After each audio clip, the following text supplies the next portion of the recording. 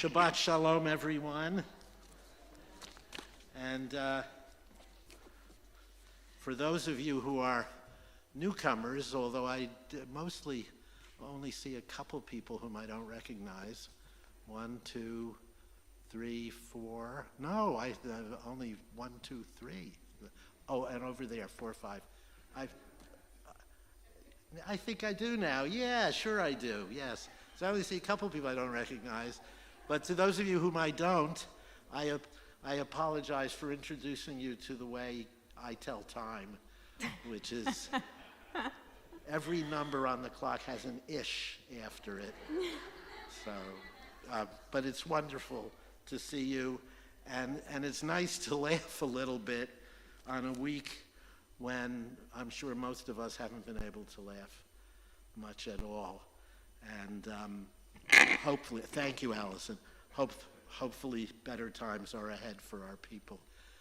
Allison and I planned our service tonight. There'll be a few special prayers and some special music because of the tragedy that has befallen our beloved homeland.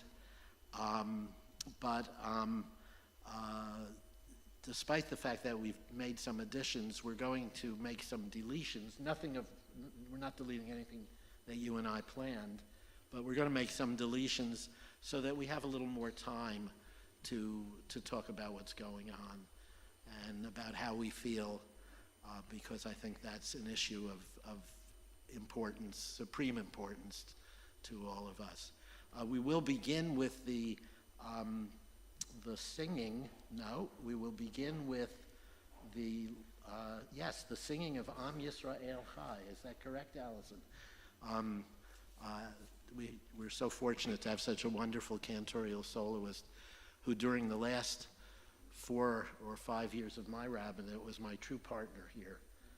And it's just a joy to be back on the bima with you. And Allison helped plan this service tonight, and she made many wonderful suggestions. And this first one is hers too. And it is that we sing Am Yisrael Chai, which means the Jewish people lives, the Jewish people shall live. So let us sing that. The words are very simple. Am Yisrael Chai. And then there's another phrase in it. That means the Jewish people live. Od Avinu Chai, which really means, I see you have our God yet lives. It could be our God yet lives or our fathers yet live. Avinu could be translated either way. So, will you lead us?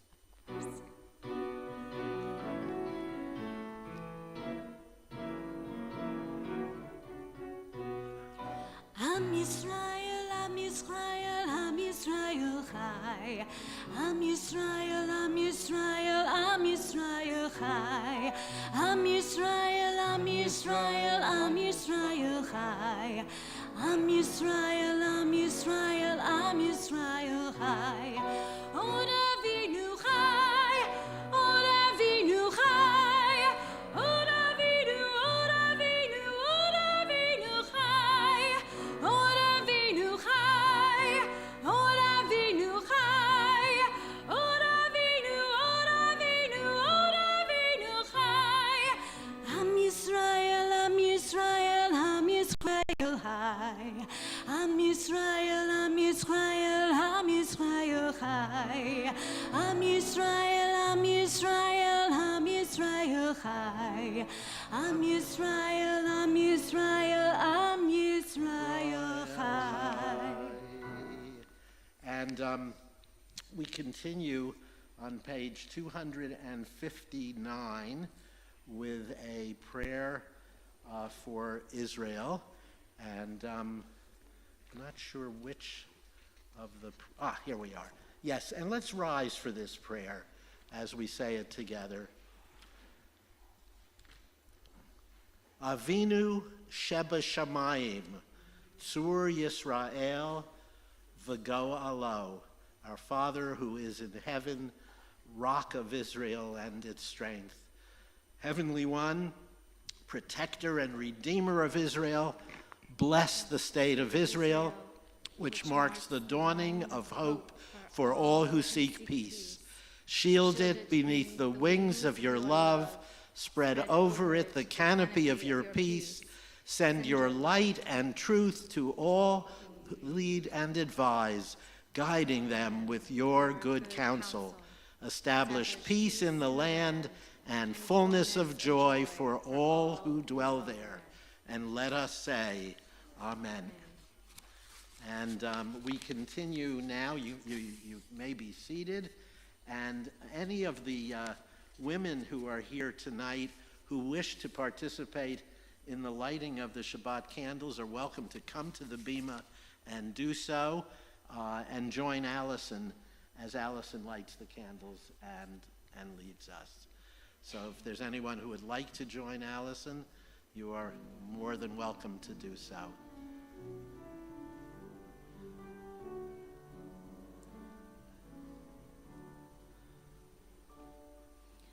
Oh, hear my prayer, I sing to you. Be gracious to the ones I love, and bless them with goodness and mercy and peace. Oh, hear my prayer to you. Let us light these lights and see the way to you, and let us say Amen.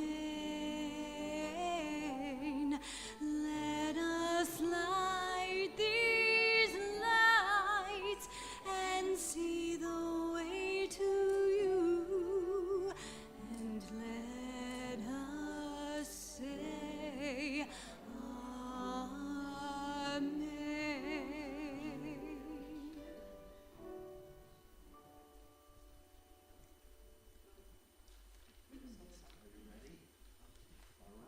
Ata Adonai, Eloheinu melech haolam, asher kiddushanu b'mitzvotav, v'tzivanu lahad lekner shel Shabbat. Praised are you, O God, who makes us holy through your commandments and commands us to kindle the sacrifice.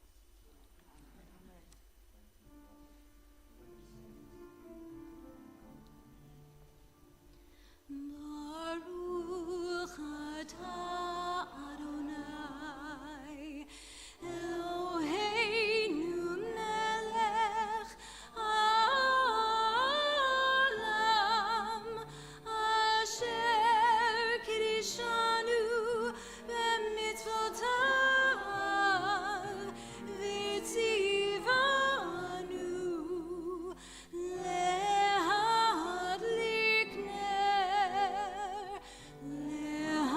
lehadlik ner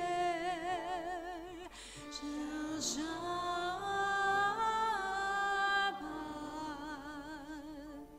I'd like to ask you all to go back down except for Kate and Cass. Thank you all. Shabbat shalom. Of the group of people who were up here for the lighting of candles, Caitlin is the only person who sort of grew up in our temple. All these other folks came to us as adults, but Caitlin first came here as a young child. In fact, we named her here, and I thought it would be especially appropriate if Caitlin lit the yahrzeit candle in memory of the Israelis who have been killed thus far in monstrous massacre that Israel has had to endure. And I thought it would be appropriate because, first of all, a lot of those people are Caitlin's contemporaries, many of them, not all, many. And also because I know that Caitlin is committed to perpetuating Judaism as a force for good in the world, and doing here a lot of the things that the Israelis do for our people and for the world over there. Both Caitlin and her older sister Karen as well. So Caitlin, would you the Arcside candle in memory of the Israelis who had been murdered recently.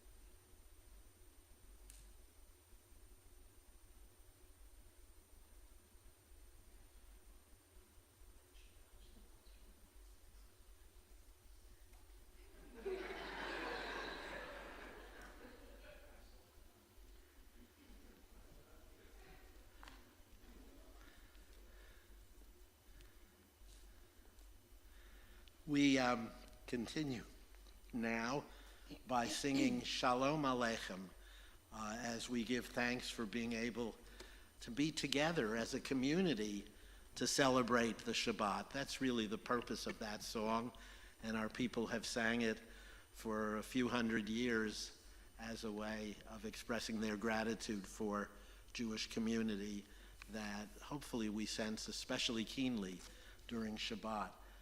Shalom Aleichem is on page 24.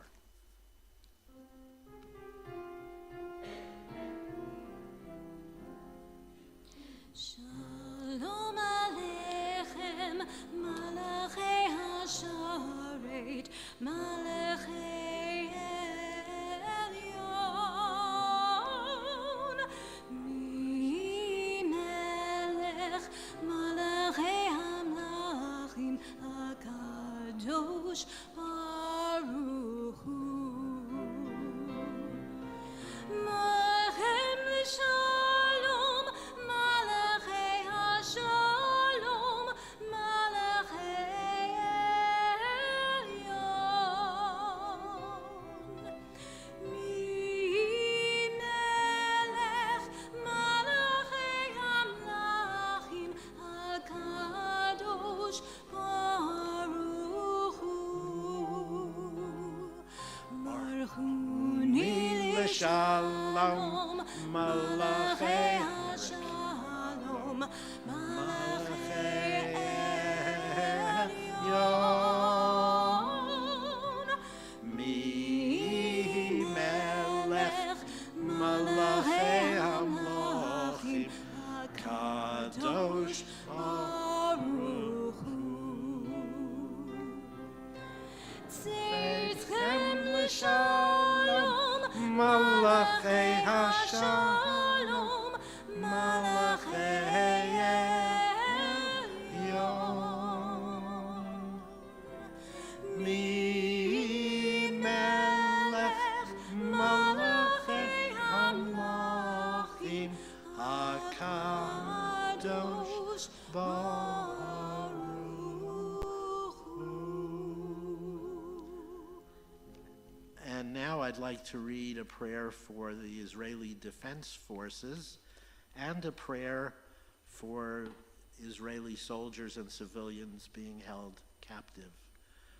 May the one who blessed our ancestors, Abraham, Isaac, and Jacob, Sarah, Rebekah, Rachel, and Leah, bless the soldiers of Israel's defense forces and all who stand guard in order to protect our people. May the Holy One, blessed be God, protect them and save them from all troubles and afflictions, from all sickness and injury, and send blessing to all their endeavors. May the words of the prophet Isaiah come to fruition through them, and they shall beat their swords into plowshares and their spears into pruning hooks. Nation shall not lift up sword against nation, neither shall they learn war anymore. As with the words of the prophet Micah, one shall sit under the vine and under the fig tree, and none shall be afraid. And let us say, Amen. O God, our God, the one who raised Joseph up from the pit, be a refuge for the oppressed, a refuge in times of trouble. Those are the words of Psalm 9. Send complete rescue and full redemption to those held captive by the enemy. Strengthen their spirit and bring them our prayers that they be protected from all harm. Implant understanding in the heart of the enemy that they may return the captives in wholeness of body and spirit. Grant wisdom to the Israel Defense Forces that they may secure freedom for the captives without loss of life. Grant strength of spirit and courage of heart to all the sons and daughters of Abraham, Sarah, and Hagar, to release bonds of captivity and to allow all to live in freedom. They shall call upon me, and I will answer them. I will be with them in distress. I will rescue them and honor them. That's from Psalm 91. And as we know, we can't expect God, despite what the Psalm says, we can't expect God to do it alone. We must be God's agents on earth, and that means we must provide strength and encouragement to the Israeli armed forces, who hopefully will be successful in bringing the hostages home. And let us say, Amen. We continue on page 26 as Allison leads us in the Chetzi Kaddish, the short Kaddish. I've told you before that the Kaddish wasn't originally a mourner's prayer. It came to be a mourner's prayer later in our history, but originally it was a prayer near the beginning of the worship service, thanking God for allowing us to come together in worship. And with that understanding, we continue with the Kaddish. Yitkadash Shmei Rabbah B'yamad Yivrach Yurtei V'yamlich Malchutei B'chayechon U'v'yomechon U'v'chayei Kol Beit Yisrael Ba'gala Ba'gala U'v'yizman Kariv V'maru Amen. Yehi Shmei Rabbah Mevarach Le'olam lo me'omaya Yitbarach Yitbarach v'yishtabach v'yipa'ar v'yitroman v'yitnasei v'yithadar v'yitaleh v'yitalal Shmei dekudesha brichu Le'elam min kol birchata v'shirata tushbechata v'nechemata damiram be'ama v'yimaru amen. And we rise for the call to prayer on page 28 as Allison leads us.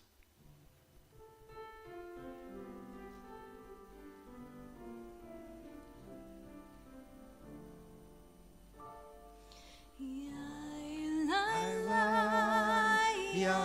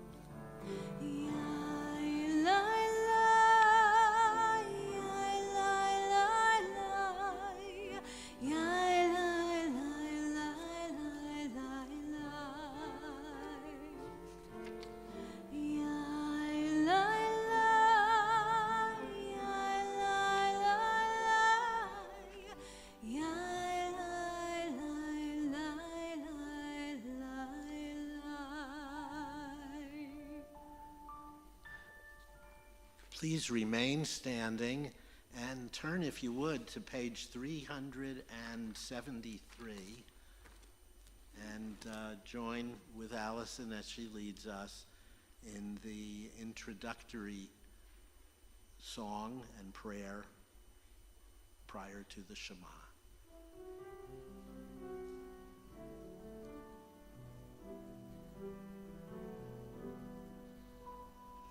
Open up our eyes, teach us how to live, fill our hearts with joy and all the love you have to give. Gather us in peace as you lead us to your name, and we will know that you are one, and we will know that you are one. Shema Yisrael, Adonai Eloheinu, Adonai Echad. Baruch Shem Kivot Malchuto Leolam Vaed. Please be seated and let's continue with the remainder of the Shema as Allison continues to lead us. ואהבת את אדוני אלוהיך בכל לבבך ובכל נפשך ובכל מאודיך, והיו הדברים האלה אשר אנוכי מצווך היום על לבביך, ושיננתם לבניך, ודיברת בם בשבתך בביתך ובלתך בדרך ובשוכבך ובקומך, וקשרתם לאות על ידיך, והיו לטוטפות בין עיניך, וכתבתם על מזוזות ביתך ובשעריך, למען תזכרו ועשיתם את כל מצוותיי, והייתם קדושים ללכם.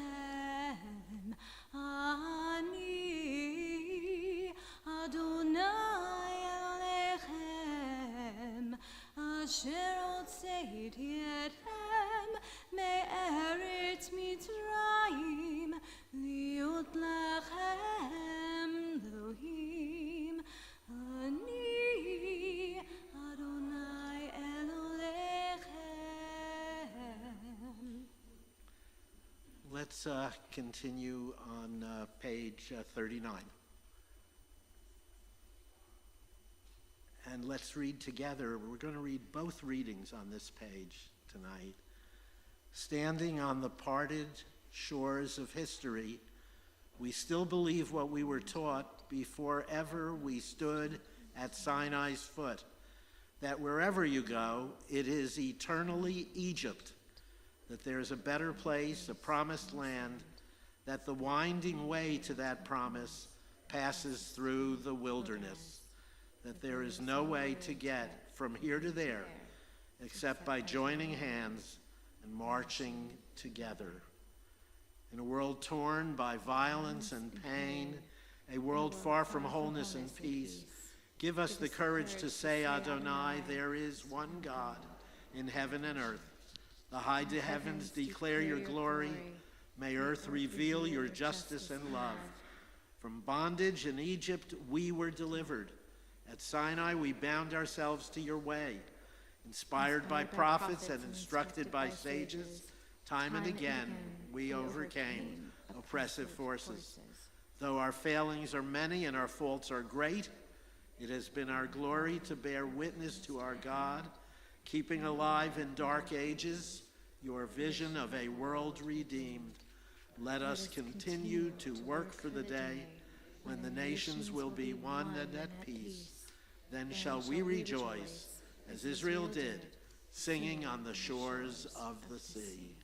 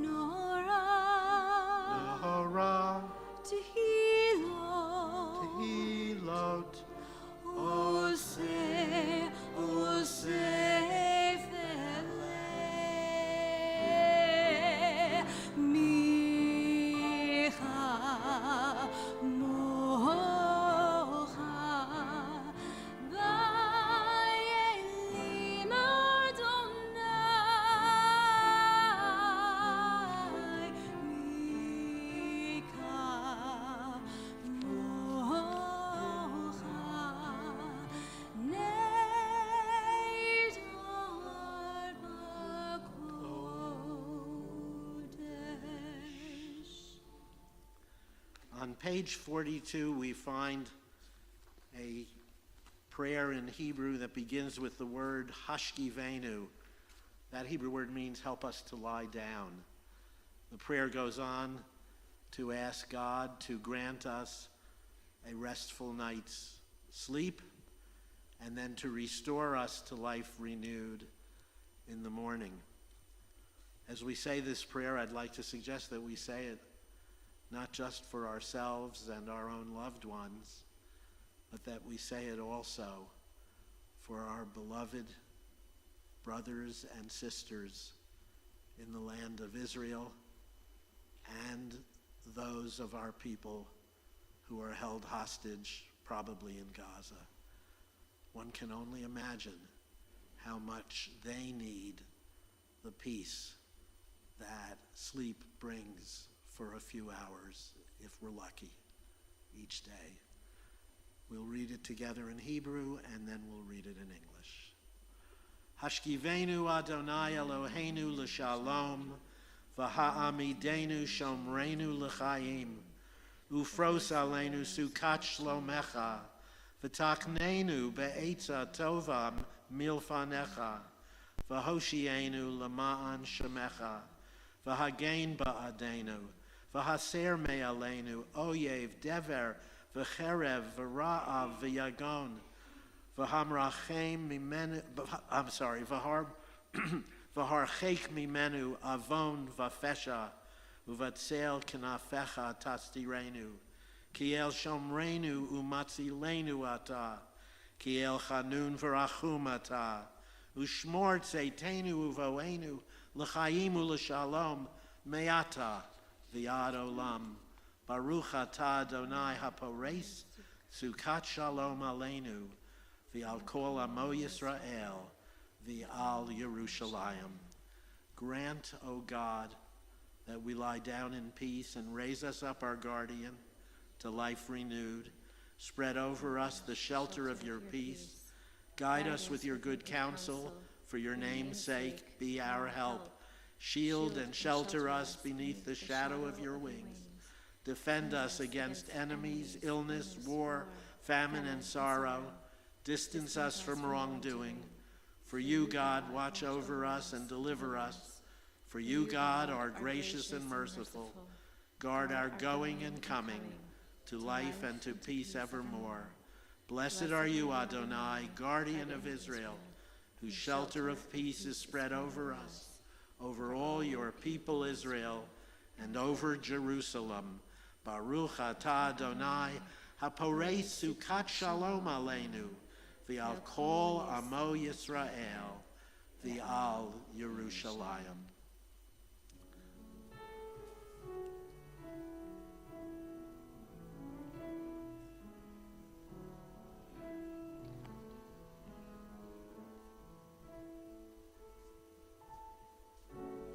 Hashkivenu Adonai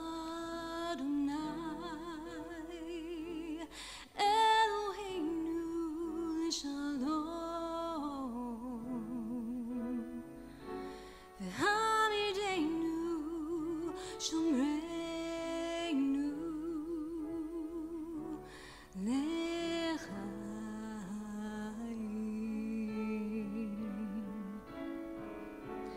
Hashkivenu Adonai Eloheinu Shalom V'hamidenu Shomreinu Lechaim.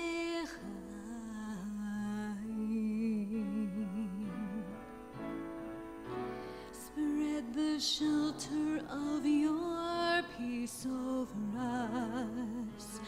Guide us in wisdom, compassion, and trust. Hashkivenu Adonai Eloheinu Shalom V'hamidenu Shomreinu Lechaim.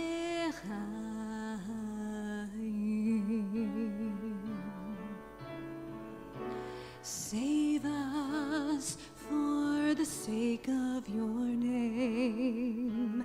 Shield us from hatred, from sorrow and pain. Hashkivenu Adonai Eloheinu Shalom V'hamidenu Shomreinu Lechaim.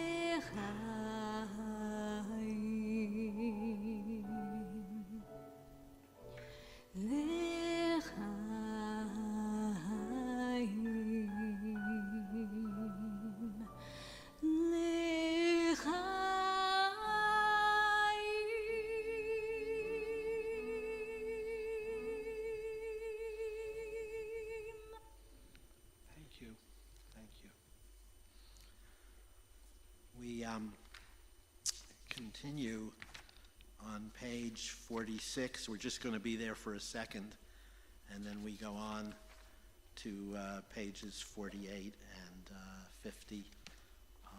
Please rise. Adonai sifatai tiftach ufi agir tehilatecha. Adonai, open up my lips that my mouth may declare your praise.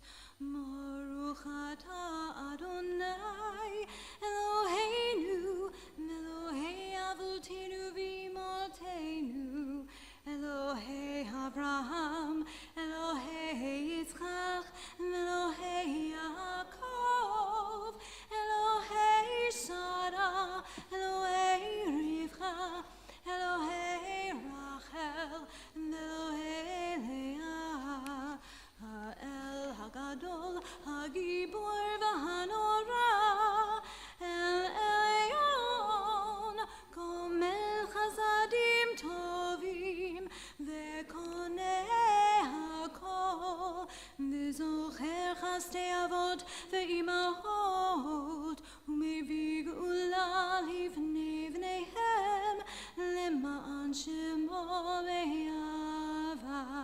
Melech Ozer uMoshiach uMagen, Baruch Atah Adonai, Magen Avraham ve'Ezrat Sarah. Please read with me now on page 49. I don't believe it's going to be on the screen, but it's on page 49. This is a contemporary interpretation of the words that Allison just chanted so beautifully for us.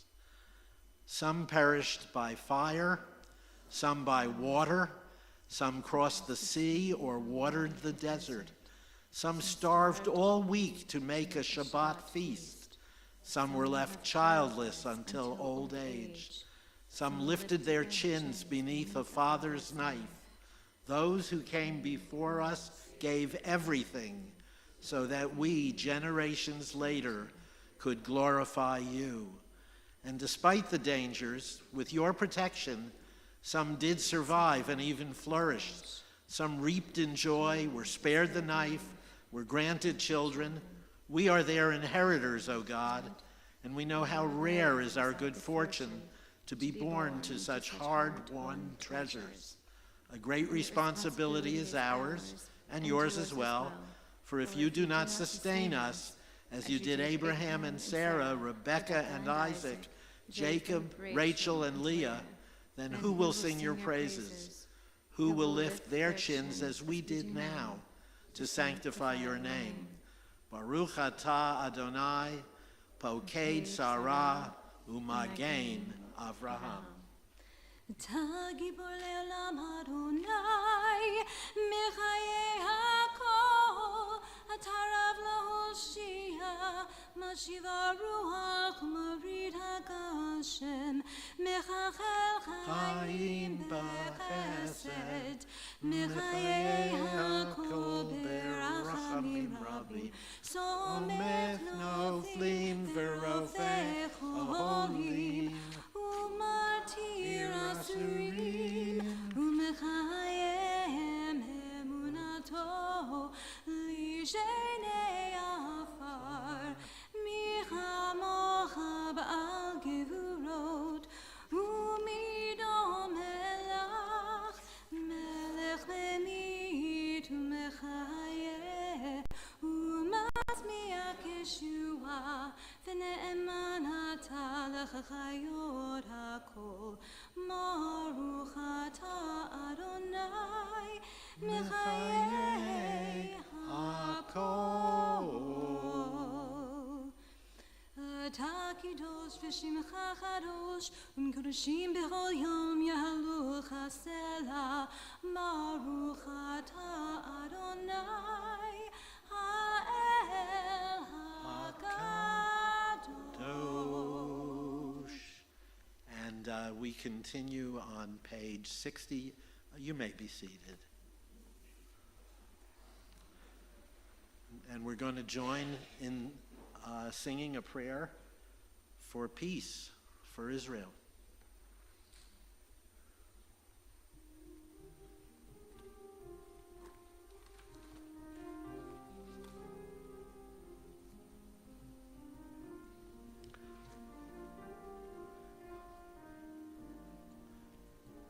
Let me interrupt you.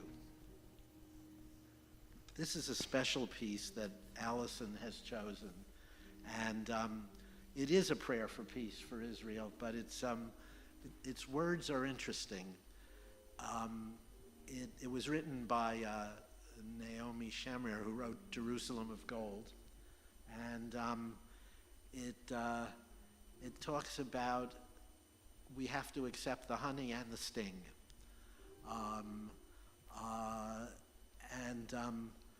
The Israelis are very good at that. I mean, they've lived all these years, really ever since Jewish people began returning in any significant number to our homeland, with lots and lots of horrible stings that kill people. But they remain grateful for the honey that comes from being part of the Jewish people and having our own homeland.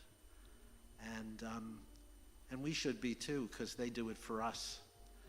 I attended a seminar this week of a group called the Zionist Rabbinic Coalition, which I've been a member of since it was founded about 4 years ago, and I think that Rabbi Matt is going to join it now, too. I've spoken with him about it a couple times, and he seems enthusiastic about it.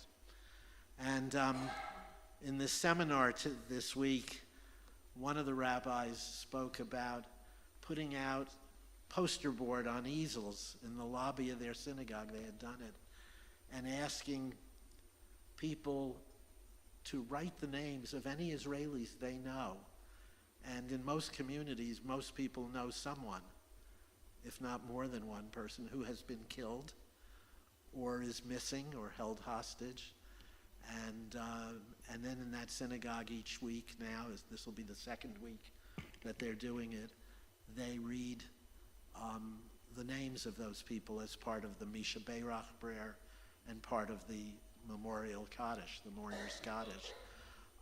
And I spoke with Rabbi Berger about that, and he's thinking about possibly doing that here maybe next week. Another rabbi said they put Israeli flags, big Israeli flags, on several of the pews and keep those pews open to have those pews be places of honor for the Israelis who are doing so much for the Jewish people. Because if we didn't have them and we didn't have Israel, our lives would be much, much, much different. Those of us who have or had parents who lived before Israel was reestablished as a state know how difficult it was for Jews to exist, even in this country. And I spoke with Rabbi Berger about that, and he said he was going to order a couple of flags, and hopefully you'll have that next week when you come to services. And as much as the Israelis are suffering, as angry as they are, and they have every right to be angry and to do everything they can to rid the world of their horrible enemies, they manage to still be grateful for their blessings. And we should be too, but I think the best way for us to express our gratitude is to do things to help protect Israel, and I'll talk with you more about that later tonight. Allison?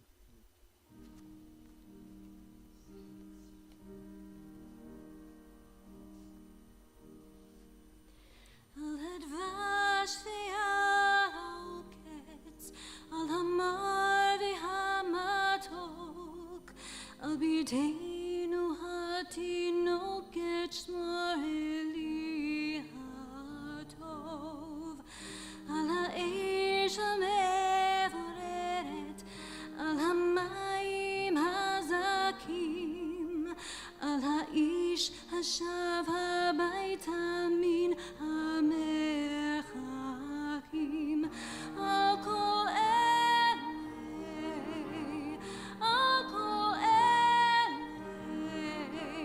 שמור אלי הטוב, על הדבש ועל העוקץ, על המר והמתוק, אנא תקור נטוע, אל תשכח את התקווה, השיבני וישובה אל הארץ הטובה.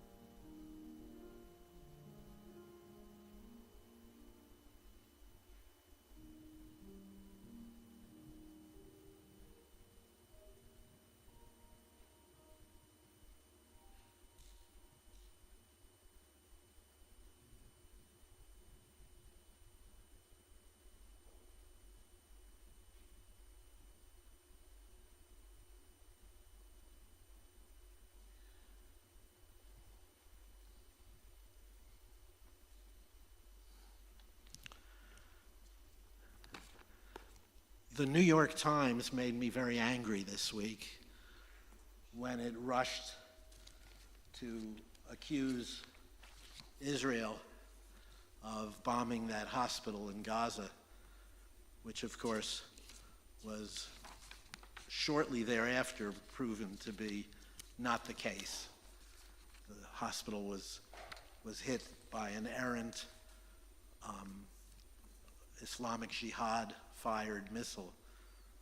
Although some people think, and there may be something to it, Eileen feels strongly this way, that it wasn't an errant missile, that there was an intention to do that, to make Israel look bad, an intention by Hamas or Islamic Jihad, and that does seem to fit into their playbook rather well. But at any rate, despite the fact that the New York Times made me very angry, prior to that happening, I think it was on Sunday, October 15th, they carried a very insightful column by Bret Stephens, whom Eric and I have heard at APAC policy conferences many times, and perhaps some others of you have heard him in person or have read his work. And I want to share that column with you tonight. He entitled it, "Hamas Bears the Blame for Every Death in This War." And I emphasize every. He writes, "On Friday, the Israeli government gave civilians in the northern Gaza Strip 24 hours to evacuate to the southern part of the territory in anticipation of a major military offensive. Hamas, for its part, told Gaza residents to stay put, despite Israel's deadline." Reuters reported that the same day. Reasonable people can criticize Israel for not allowing enough time for civilians to get out of harm's way. There are especially elderly, disabled, and sick Gazans, and those who help them, who may be effectively homebound. Reasonable people can also oppose other measures that Israelis have taken in response to the deadliest massacre of Jews since the Holocaust. It seems neither right nor smart for Israel to cut off water and electricity to Gaza until Hamas's hostages are returned. Not because Israel shouldn't do whatever it takes to obtain their release, but because the people who suffer most from the action are the ones who have the least say over the fate of the hostages.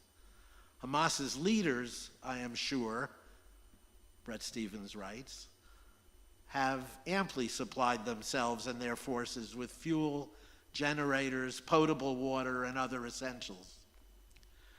But what reasonable people cannot debate is the cynicism with which Hamas is conducting its side of the war. It's a cynicism the wider world should not reward with our credulity, lest we once again turn ourselves into Hamas's useful idiots. Consider, Hamas launched an attack with a wantonness like what the Nazis showed at Babin Yar or ISIS at Sinjar. It did so knowing that it would provoke the most furious Israeli response possible. Why put millions of Palestinians at risk? Because Hamas has learned that it profits at least as much from Palestinian deaths as it does from Israeli ones. The more of each, the better. Murdering Jews is an end in its own right for Hamas, because it believes it fulfills a theological aim. The original Hamas covenant invokes this injunction, and Stephens quotes the covenant. The day of judgment will not come about until Muslims fight Jews and kill them. Then the Jews will hide behind rocks and trees, and the rocks and trees will cry out, "O Muslim, there is a Jew hiding behind me. Come and kill him." Hamas later softened the language from Jews to Zionists and kill to resisting the occupation with all means and methods, but the meaning is the same. Hamas also achieves practical and propagandistic goals by putting Palestinians in harm's way. More civilians in combat zones mean more human shields for its forces. More dead and wounded Palestinians mean more sympathy for its side and more condemnation of Israel. That's why Hamas turned Gaza's Central Hospital into its headquarters during the 2014 conflict. It's why it stored rockets in schools.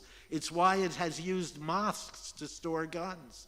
It's why it fires rockets from Gaza's densely populated areas. It does all this knowing that Israel, which has agreed to abide by the laws of war, tries to avoid hitting those targets. And when it does hit them, that it will result in accusations of war crimes and diplomatic demands for restraint. Either way, Hamas gains an edge. Stevens continues, the cynicism doesn't stop there. During a previous round of fighting, Hamas's political leader, Khaled Mashal, denounced Israel for committing a Holocaust. He actually used that term, Mashal, against Palestinians. That from the head of a terrorist group that has denied the Holocaust. Hamas also pleads for international sympathy on account of what it says is Gaza's unfathomable poverty. In fact, Gaza and the West Bank's per capita gross domestic product at $5,600 in 2021 in terms of purchasing power is not much lower than India's. But Hamas spends fortunes building a war machine whose only purpose is to strike Israel.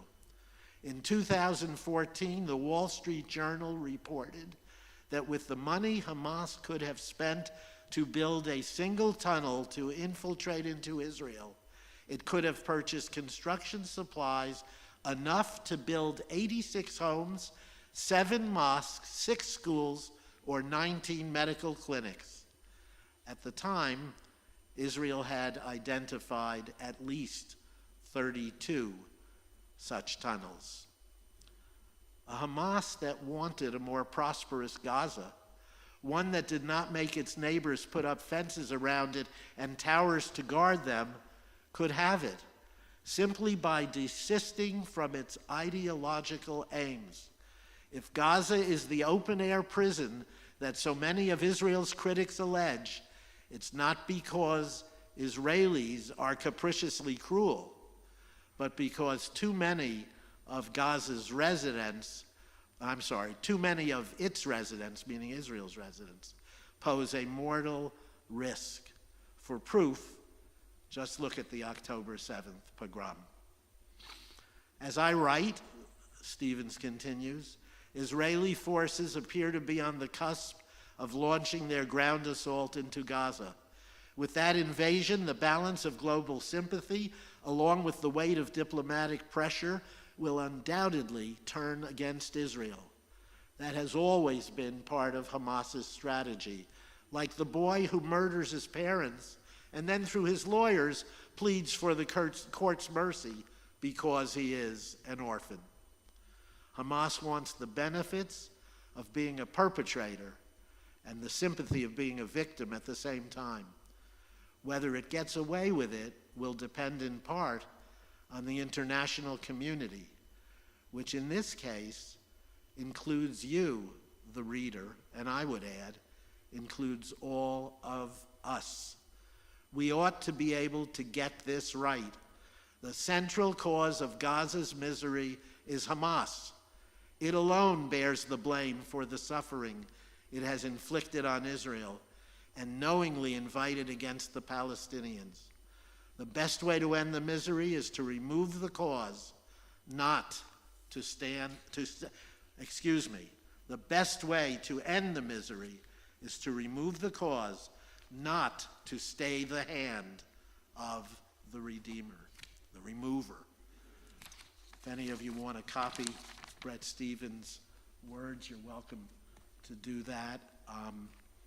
I also provided copies for you, there should be on the table, of some questions and answers about the conflict that AIPAC provided. And I also provided copies for you to take home of the prayer that I wrote and delivered here at services last week, with which I will conclude this part of tonight. I will read that prayer. But then after it, and that's why I shortened services up a good bit, after it, I would like to perhaps answer questions that you have. And I see that we have Eric Steckler here. What a joy to see you. And hopefully Eric will join in the answering of those questions. And I have prepared questions in case you don't have questions for me. I have questions for you to ask me, and Eric and I can provide the answers. We'll time it. We won't stay too late, but we need to address some of these things. Let me go on with the prayer that I wrote for last week. This may answer some of the questions. A little bit of it is actually repetitious of what Brett Stevens said, although I gave this last Friday. Our God and God of our mothers, our fathers, and our children, we come before you in thanksgiving for our lives, our ennobling Jewish heritage, and our Israel. And I would add this week, and Joe Biden this week. Our hearts are heavy this Shabbat as we mourn for those of our people who have been murdered, and as we pray for the recovery of those who were injured in the massacre, and for the safe return of those who are in captivity. May the abuses inflicted upon them by their captors not prevent them from living good lives after their return. O God, please protect all Israelis during the weeks and months of Israel's efforts to free herself from Hamas terrorists, now and forevermore. We also pray for ourselves. Please, God, help us to remember that Israel didn't start this war, nor has it ever started any war. It only defends itself in response to Arab attacks.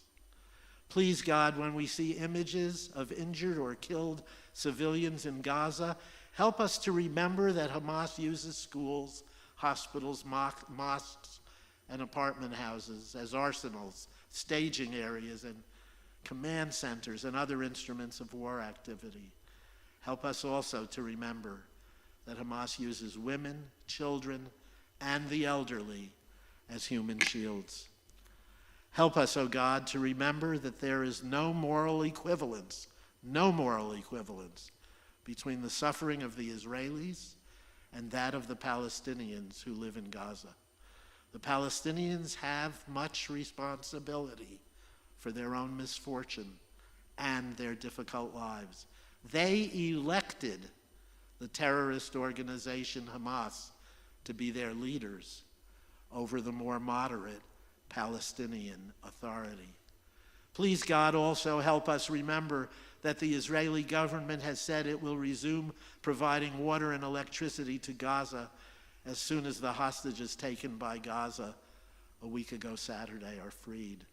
And the Israeli government, we might add, since I wrote this prayer last week, has even changed its policy and become much more willing to allow that sustenance. Please, God, help us remember that Hamas's covenant, its charter, calls for the destruction not only of Israel, but of the Jewish people the world over. And we might add, so does Hezbollah's, so does the Islamic Jihad's, so does the Muslim Brotherhood's. The Israeli government, with the exception of a few radical members of its recent coalition, who since a week ago Thursday are out of the emergency government and hopefully will remain out of the post-war government, has never called for harm to or mistreatment of any Arabs. Please, God, help us remember that when people criticize Israel for the years-long blockade of Gaza, that Israel had to do that because Gaza was run by a terrorist organization committed to Israel's destruction, who was intent upon bringing shiploads of armaments that would have been used to destroy Israel and kill Israelis, into Gaza. Please also help us remember that Israel has made many attempts at peace during her 75 years, going back to her acceptance of the UN partition of the British Mandate of Palestine, which all the Arabs rejected, as they have rejected almost every proposal for peace ever offered by the Israelis. Please give us the courage to tell these facts over and over again to our non-Jewish friends and neighbors and to our legislators. Please also help us give generously of our financial resources. Israeli families will need help in rebuilding. Jewish federations are collecting contributions to the United Jewish Appeals Emergency Fund. We also need to contribute to organizations like AIPAC, the American Israel Public Affairs Committee, or if you're an ideologically identified Democrat and you don't want to support Republicans, although I think we should support both Democrats and Republicans who are pro-Israel, but if you want to just do it for Democrats, then do it through the DMFI, Democratic Majority for Israel. And you can do it also through the Foundation for Defense of Democracies. We brought its executive vice president here as our speaker a number of years ago, Jonathan Shanzer. All of these organizations do several things. One, they keep anti-Israel rhetoric out of state and national political party platforms.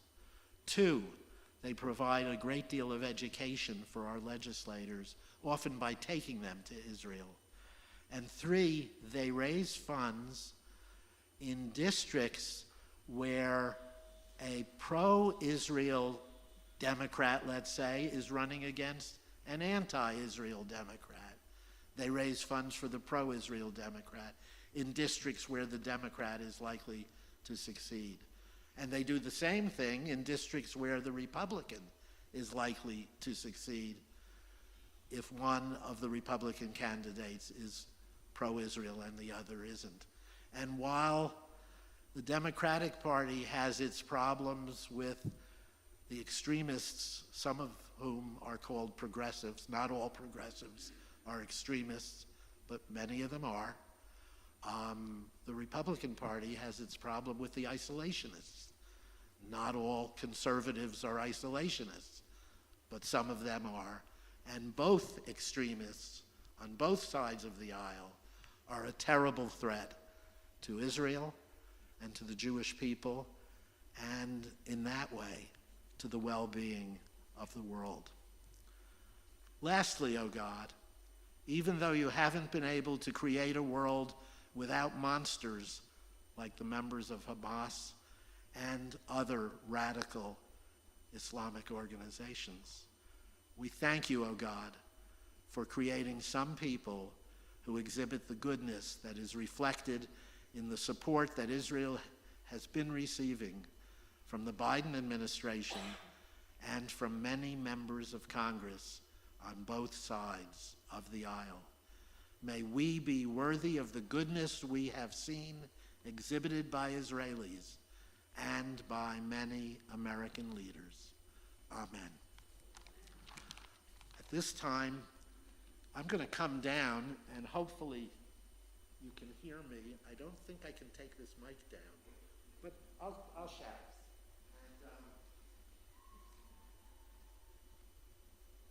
Do any of you have any questions about what's going on?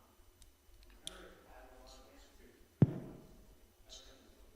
So much knowledge. Alice, you have a question? Your mic's ready. Oh! Thank you, Allison. Thank you. Thank you so much. And thank you for leading us so beautifully in prayer tonight. Both of you. Thank you both. We're grateful. Go ahead, Eric. Please.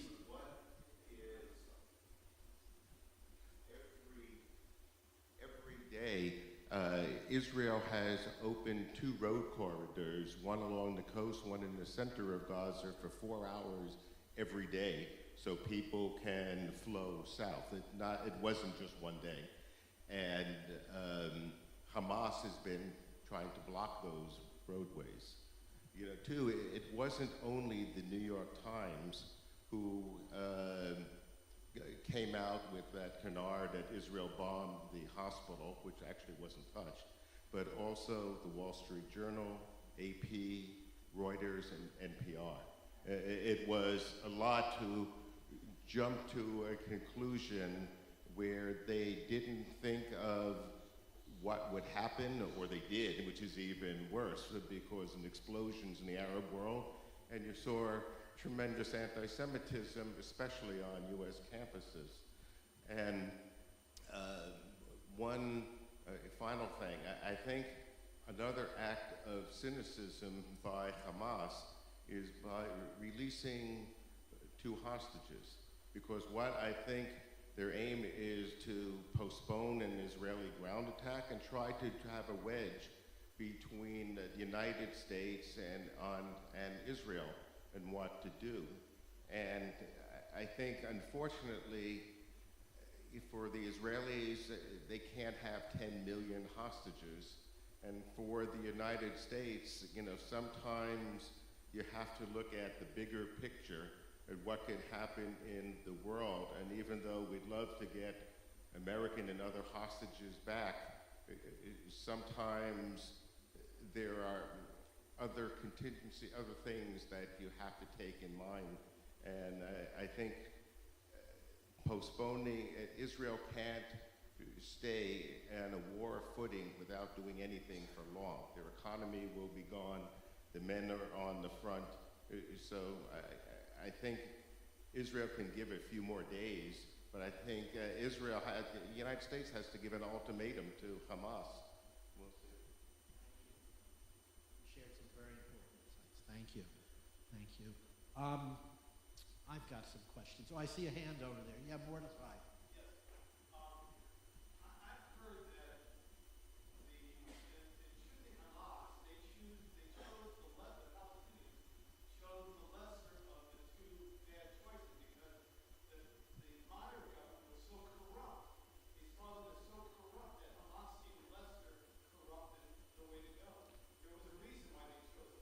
That's interesting. I was not aware of that. What do you think of that? Yeah, that did happen, but that was in 2006.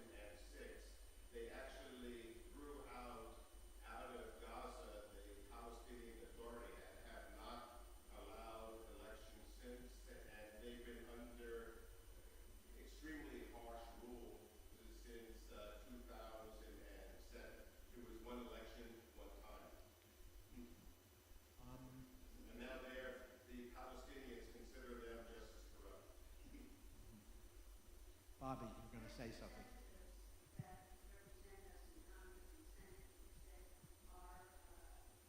Some of them are not for Israel. Has any of these senators, has a list been printed by the Jewish organizations to maybe lobby them or to let the public know about these senators or congressmen? AIPAC provides that information online about the votes regarding issues involving Israel, the votes taken by every member of the House and every member of the Senate. Yeah. Absolutely, absolutely. All 100% of the senators just Voted. It was wonderful. For Israel. Right. And when eventually the House votes, If we ever have a House again, yeah. when there finally is a House, there'll be a few like Khabib and Omer and others who will vote against Israel. But the rest will probably. The vast majority of both parties will vote for it. Right. And we have to thank these people with our contributions. I got a call on Monday, the Monday after the massacre, from Kathy Castor. And I mean, she was crying when she called about what happened to Israel. And she's been such a good friend for many, many years, a friend of our people. We have to support people like that. And so she's a Democrat. If you're a Republican, support her anyway. I'm a Democrat. I support lots of Republicans who are friends of Israel. We have to do that now more than ever, even if we're displeased by a lot of the particular elected officials' domestic policies. And because right now, the survival of our people is in jeopardy, I believe. And this is the most serious thing that has happened, the most terrible thing that has happened. And I'm not just talking about the massacre, but I'm talking about the protests around the world. I'm talking about the protests on campuses and the fact that the universities are allowing them. And by the way, if you are an alum of an organization, of a college or university, and you give money to that school, you should be watching what they do and how they respond. And if they are not doing something to stop these lies that are being told, then you need to send a letter and make it clear that you are no longer going to support those institutions. That's very, very, very important. And whenever there's a conflict in the world, and it's been this way since the advent of Christianity, whenever there's a conflict in this world, sooner or later the Jews are portrayed as the villains, whether we are or we're not the villains. Jews are held, I'll come to you in a minute, Denise, Jews are held to a different standard than most people. We're held that way in the Christian world, and we're held that way in the Muslim world. And the reason that we are is because both of those religions teach that theirs is the only true religion. Theirs is the only real path to God, to salvation, to human decency, and we have rejected, we've done worse than reject, we've rejected Christianity by killing Jesus. We don't know if it was us or the Romans, but you know, we have killed the Son of God, and we're preventing the Messiah from returning to the earth, and we have rejected Muhammad as the Savior. Judaism is not an exclusivist religion. Judaism says there may be many paths. This is our way, and it's okay. It's good. Let others do what they want to do. But Christianity doesn't teach that, and Islam doesn't teach that. The Muslims, and Islam is the newest of the three religions, the Muslims conducted a 100-year war against the Christians during the Crusades. Am I right, Eric? A 100-year war. And I've heard references over the years that, you know, when we get our own Palestinian state, we'll be ready to start our 100-year war against the Jews to eventually get rid of all the Jews. Islam teaches that the Middle East, there's a term for it in Arabic, and I wrote the term down and I left that note at home tonight. But there's a term, the whole Middle East is the sanctuary of Islam, and according to Islam, there are not supposed to be any Christians or any Jews there in order for the Islamic prophecy to be fulfilled. So now I'm not saying that all Muslims and all Christians believe those things. I have dear, dear friends whom I love who are Christians who don't believe that at all.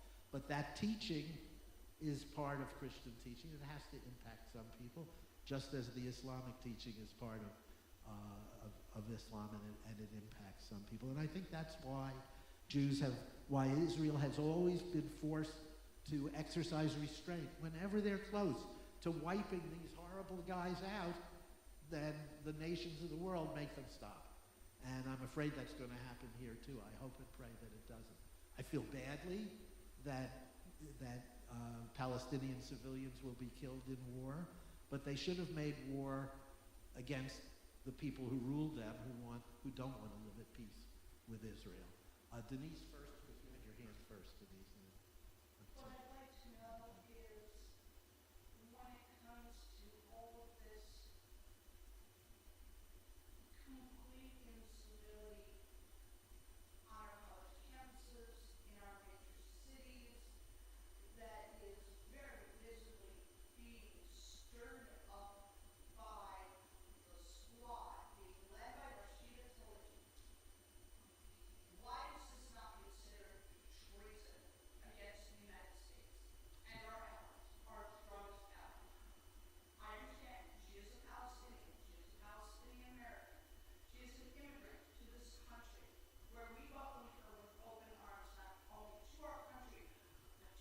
Okay, I can respond to that. She is screaming.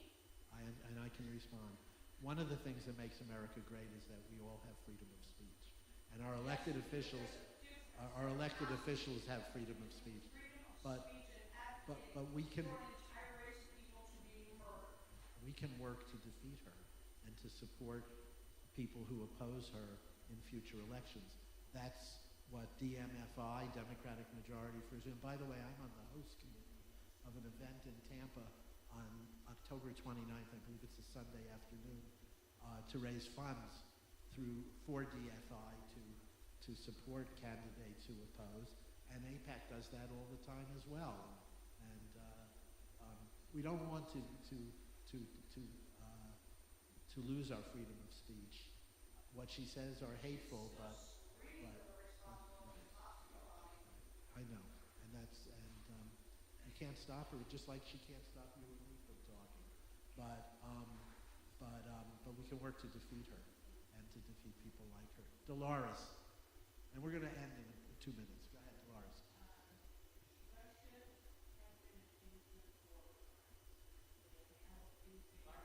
Oh, I'm sorry. Thank you.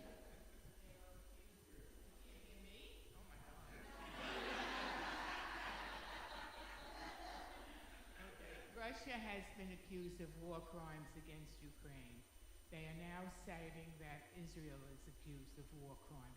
Whatever happens to these war crimes? They go nowhere. No one is ever punished for them.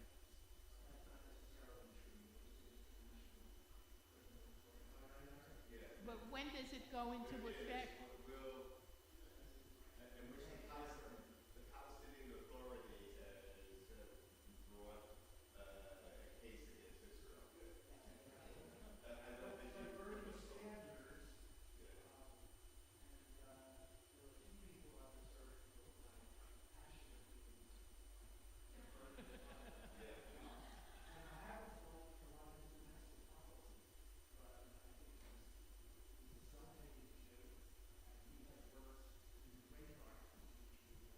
This week, he accused Israel of war crimes already. Ellen.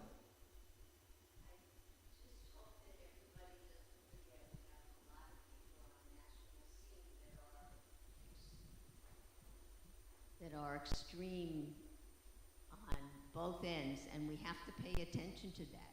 But we have local elections, and it's really, really important when you get down to mayors and school boards and all of those people to really pay attention, because that's going to make the biggest difference the soonest in the life. Well, not just that way, but in a lot of ways. I tried to share that as one of the subtle ways, one of the lessons of my Yom Kippur morning sermon. And I think you're absolutely right. Mark.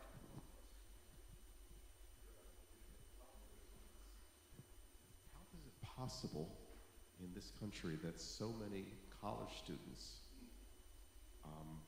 are doing what they're doing? I mean, I'm thinking as a teacher and as a parent, how can you, regardless of what you feel may be done to other people, justify the means in this one? And how can this be so prevalent, especially at some of what should be the most elite educational facilities in this country? How is that possible? So I don't know. I wonder if you could shed some light on that.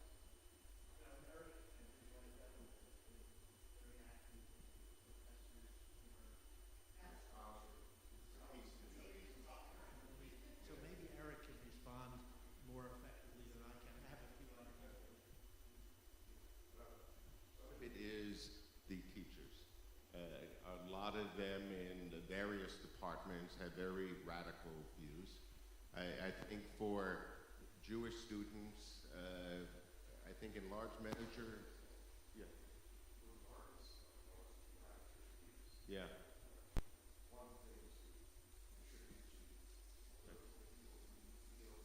Right.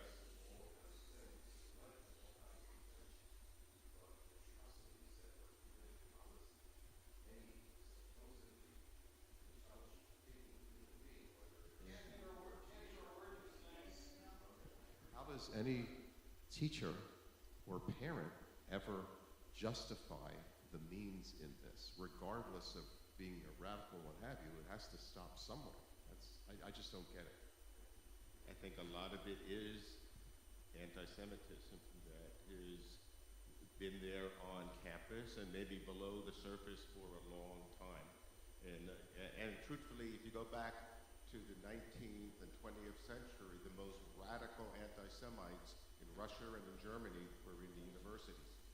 And, I think for Jewish students who want to join in to be part of social justice, and a lot of them just don't have any good Jewish background. And it's probably a failing of parents and synagogues in not giving them that background that they had. And I think a lot of it may be they just want to join in, and they're useful idiots for a lot of them, and scary. And it's probably, and at least in Florida, we should at least praise Ben Sass, who had a very strong statement on what's going on, and he's the president of the University of Florida. But I think it's a combination of things, and it's very ugly. And when there's a ground war going on, it's going to get worse. You know? I wonder if a lot of these students really, really understand the situation, or they're just getting involved to carry the signs in the yellow screen. Yeah. Yeah, I just can't see this at a place like Northwestern, a law school, a medical school, a prestigious university, and other prestigious schools. Do you kids really understand what you're doing? Do you really understand what you're doing to your future? Your employability? Good points. All of you have made some good points. And Who's to make them stop and think what they're doing to their future? yes, let's return to our service. Some good ideas were shared by everyone here. I get the last word because I'm standing in front of the microphone. Please support Israel. Please encourage our legislators to support Israel. And please encourage our legislators to remain firm in their support of Israel, despite the protests. Despite the protests. Because if there's ever going to be peace in the Middle East, I mean, there could be peace in the Middle East tomorrow if the radical Islamic groups that represent Israel's closest neighbors said Israel has a right to exist. That's all that needs to be said. All of them, so far, are committed to using the Palestinian state, if they get an autonomous Palestinian state, as a staging ground to destroy the Jewish state, because they don't believe that a Jewish state belongs in that part of the world. I had other questions prepared, like did the Israelis take Arab lands, and I'd like to talk about that, but we'll save that for another night when I come back to do services. Last week, Mordechai asked me what is meant by occupied territory. I'd like to address that in greater detail. Unfortunately, I can't do it tonight, even during the ONEG, because I have to get up at 5 a.m. to drive to the east coast of Florida, where in the late afternoon I'm officiating at a wedding where the groom and his parents are very close friends in Washington of my daughter and son-in-law. And the wedding is at 4 o'clock in the afternoon. I will do a wedding a little bit before Shabbat ends, as long as we observe the spirit of Shabbat. But if you hit a traffic accident or 2 or 3, which you could on those trips, you could be delayed an hour behind each one. So I promised the couple that my plan was to arrive there at noon, even though we don't start the wedding till 4, but that gives me some leeway. So I'm going to, although I'd love to socialize with you, when services end tonight, I'm going to go home and take a couple of Tylenol PM and try to get to sleep for a few hours. But I will keep some of these things with me, and I'll be back again, I'm sure. And it's wonderful celebrating Shabbat with you. And try to encourage people who are able to not watch the service online. I resisted. We had lengthy board discussions the last few years of my rabbinate, and I encouraged the board not to put that into place. I was wrong. I know that we need to have that for people who can't come. But everybody who can come should come, because we work better in community. And so if your friends say, I mean, there are folks whom I know, for whom I love, who are home tonight and are home every week, and they watch this service religiously. They can't come. They're not physically able anymore. But for the people who say, well, it's just easier, too bad. It shouldn't be easy. Come. Come. And I would encourage that. I thank you for coming tonight. It's so nice to see you all. I see that. Thank you, Denise. Thank you. Allison, tell me what's next here. Let me see. The Misha Berach. Yes, so important.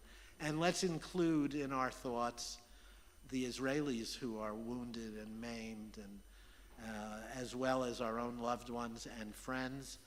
And I should have a list, don't I? We used to get a list. Yes, we do. Let's rise for the Misha Berach. And if you want to call out someone's name, just raise your hand, and I'll give you a chance to call out some names if anyone wants to. Let me start on this side. Yes, in the back. Okay, Ellen. Okay, anyone else on this side? Lynn. Yes, okay. On this side, Denise?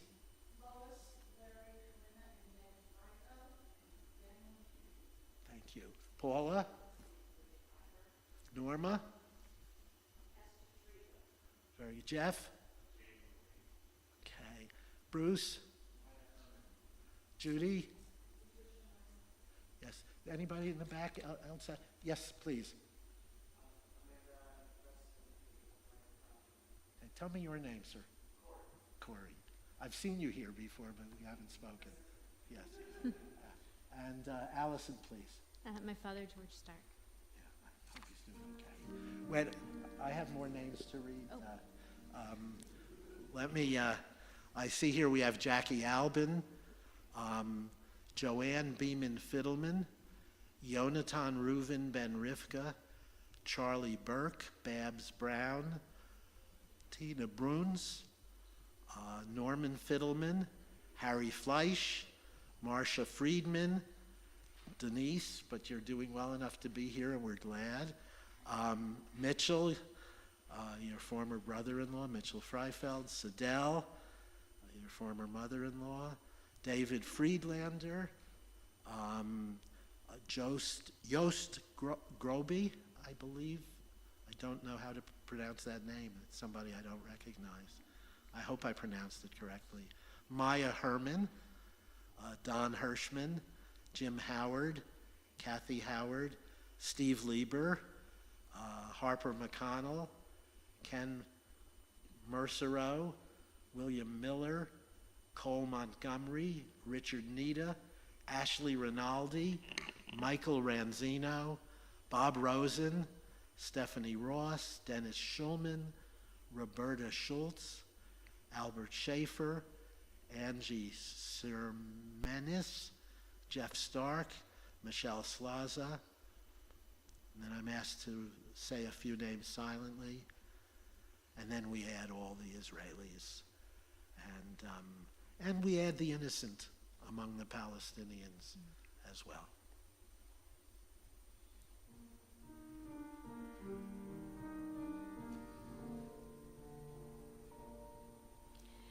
Misha Berach Avotenu Mikor HaBracha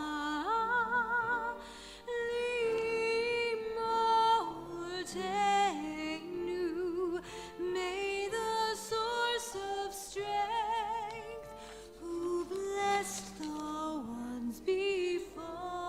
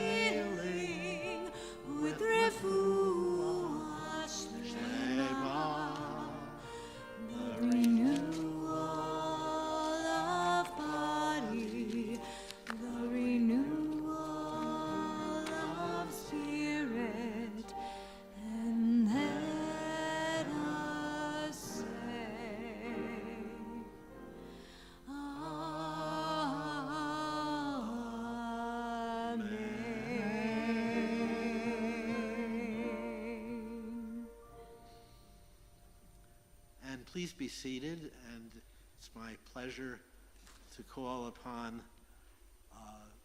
our wonderful president, Paula, to come to the Bema and share some announcements. For those of you who are somewhat new to the congregation, Paula had been an active old-time member when I came. She was young. I mean, she started as a child, practically. But she was considered one of the old-timers when I came here 37 years ago to this congregation. And she has served as our treasurer. She has taught hundreds of our kids in religious school. She teaches our adults, has taught our adults. And now, thank God, she's president. And the only thing that bothers me is that she waited so long to become president. And in a typical lifetime now, we can only expect her to be president 3 or 4 times. And hopefully you will, because you're the best. Where are the announcements? Oh, I don't know. Oh, we don't know. I don't work here anymore, so I Oh. don't know. Oh, Did they? there's usually announcements pre-printed. Uh-huh. I don't think they put them out today. So I'm going to say, look in your bulletins. Yeah, because everything is in there. But I especially want to thank Rabbi Klein tonight for adding this discussion to our service. It's not usually done during your Shabbat service, but I think it was really important to share this information because we get so much misinformation out there in the press and on news channels and from friends and neighbors. So thank you, Rabbi Klein and Eric and everyone who added so much to our discussion. Please look in your bulletins for all the announcements, and Shabbat Shalom.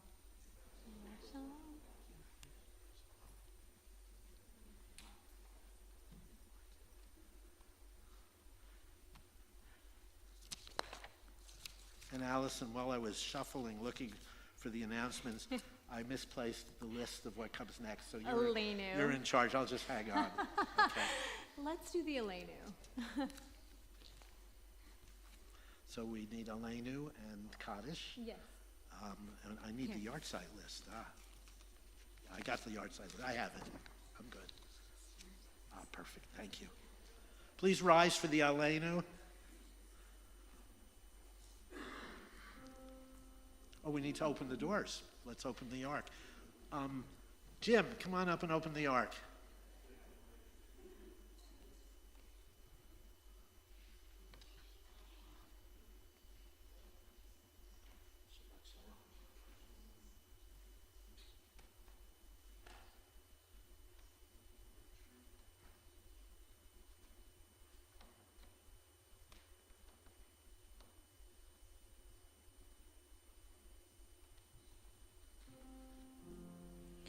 Aleinu l'shabeach la'adon ha'kol, l'tiv gedula le'otzeh breshit, shelo asanu kiguyeh haratzot, velo samanu kemishbehot ha'adama, shelo sam kelkenu kahem, v'gor aleinu kechol hamonam, va'anaknu korim u'mishtachavim u'modim livnei melech malchei hamlachim hakadosh Baruch Hu.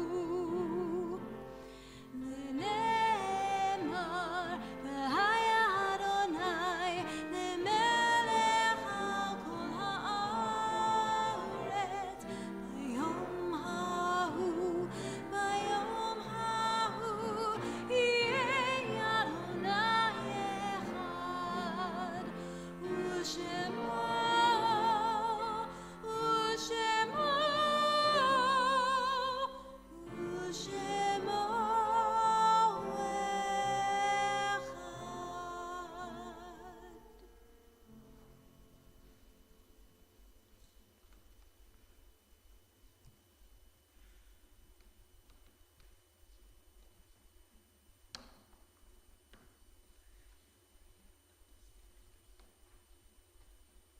Please remain standing.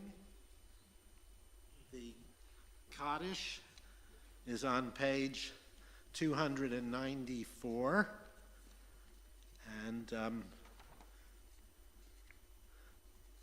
tonight we will observe the yahrzeit of the following people. But first I want to mention one person who died just recently, a good friend of Herbie Bloom's, Louis Fishman. And we hope that his memory, as will be the case with the memories of other loved ones who have died, will bring blessing. Tonight we observe the yahrzeit of Archie Bloom, Claire Brown, William L.L. Chambers, Dot Pat Chervitz, Dorothy Patricia Chervitz, Harold Cohen, Joseph Antel, Bernice Feinstein, Marvin Hawkins, Milton Eisenberg, Leonard Jacobson, Rachel Josephson, Alan Katz, Sarah Klein, Sarah Lipman, Dorothy Lipman, Sylvia Malley, Gordon Markowitz, Benjamin Miller, Sylvan Orloff, Julius Perlman, Esther Regent, Tom Rettler, Leonard Rosenthal, Madeline Rothschild, in whose memory this ark was donated when we built the sanctuary. She died very, very young, left behind two small children. Beatrice Schneider, S. Daniel Skulnick, Bob Z. Siegel, Maurice Shapro, Eva Suzanne Stein, Nan Strauss, and Erwin Supo. Does anyone have any other names to add? Let's start in the back. Carrie? Okay. Yes, please. Okay. And Denise? Okay. Anybody else? Did I miss anybody? No. Let's join together, page 294. Yit Gadal v'yit Kadash Shemei Rabha B'yamad Divara Chirutei V'yamlich Malchutei B'chayechon U'v'yomechon U'v'chayei D'chol Beit Yisrael Ba'agolah U'v'zman Kariv V'yimeru Amen. Yehei Shemei Rabba Mevorach Le'olam U'le'omei Olmaya Yit barach v'yit tabach v'yit pa'ar v'yit romam v'yit naseh v'yit hadar v'yit alev v'yit halal shemei dekudasha barihu le'ela min kol birchata v'shirata tushbachata v'nechemata da'amiran ba'ama v'imeru. Amen. Yehei shalama rabba min shomaya V'chayim aleinu v'al kol Yisrael v'imeru Amen. Osei shalom b'mromav, hu ya'asei shalom aleinu v'al kol Yisrael v'imeru Amen. V'imiru, v'imiru, v'imiru, amen. V'imiru, v'imiru, v'imiru, amen. One suggestion. I read lots of periodicals and about Israel and the Jewish situation and American politics and American society and American democracy. Often I read things that my friend Eric sends me to read, and I find them very helpful. But another wonderful source is Gary Gould, who for many, many years has been the executive director of the Jewish Federation for Tampa.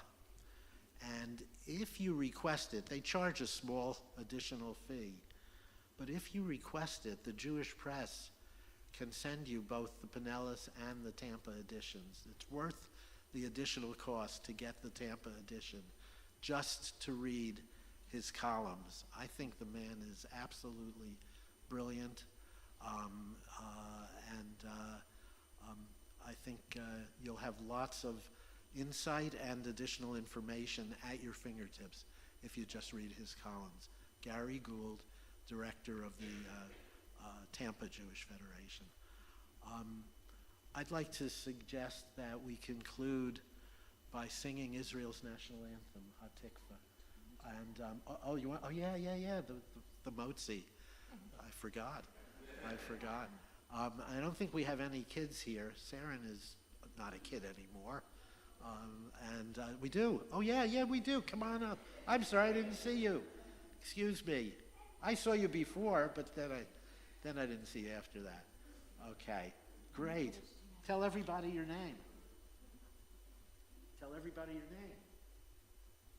Hi, my name is Zachary. Hi, Zachary. Shabbat shalom. Zachary. Shabbat. Would you say please? Maybe we could do Kiddush first, but you know what?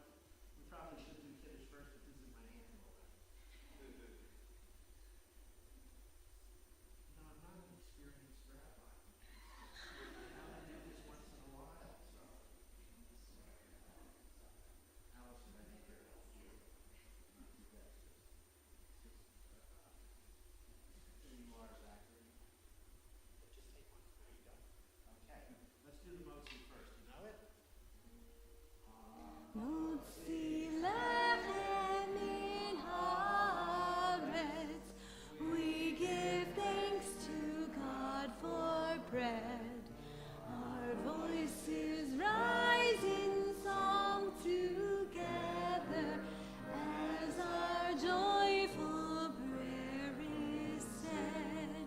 Baruch atah Adonai Eloheinu melech haolam hamotzi lechem min haaretz. Amen. And those Hebrew words, Baruch atah Adonai Eloheinu melech haolam, hamotzi lechem min haaretz, mean praised are you, O God, who brings forth bread from the earth. So when we say bread, we mean loaves. Cookies are better. And let's stay here. Allison, and she has some Kiddush. And this is sweet wine, and it has to be sweet to remind us to be thankful for all the sweetness in our lives, our health, our country, people who love us, who we love. Some other things too.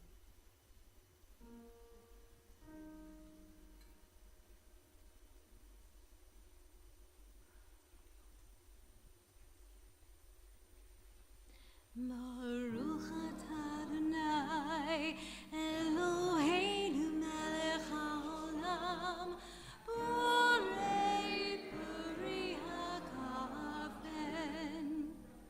Baruch atah Adonai Eloheinu melech haolam asher kiddushanu b'mitzvotav v'ratzavanu v'shabbat kodsho v'ava uvratzon hinhilanu zikaron lemaseh v'reshit ki hu yom techila lemikrahe kodesh zecher litziat Mitzrayim kivanu v'acharta v'yotanu kidashta mikol ha'amim b'shabbat kodshecha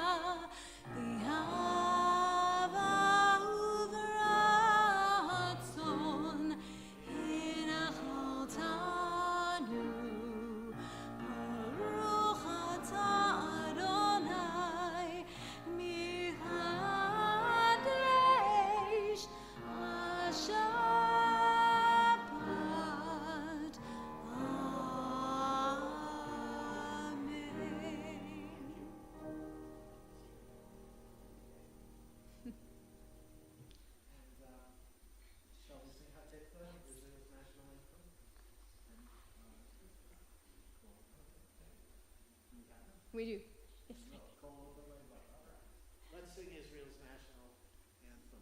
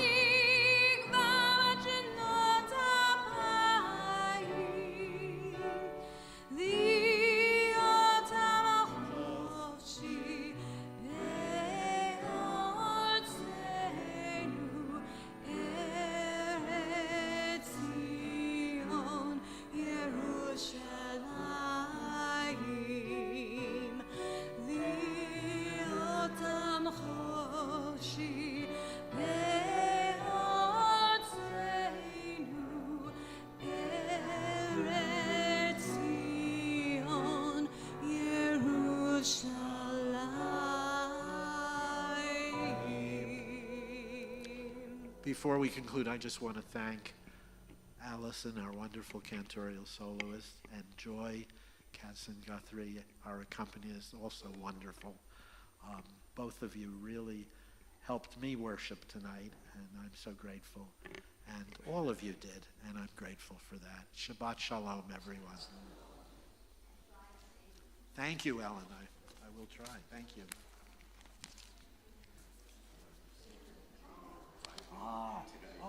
Give them my best, please. I'm so sorry I couldn't do their wedding. That was a bad time. Because I knew you would make it for Israel. Thank you. Okay, you made it better, so much better. We'll get together. Yeah, you're going away for this week? Or No, I'm around this week and next week. I'm Okay. around. All right, we'll set something up. Good, thanks. Give my best to Evelyn and to Stephen and Jamie.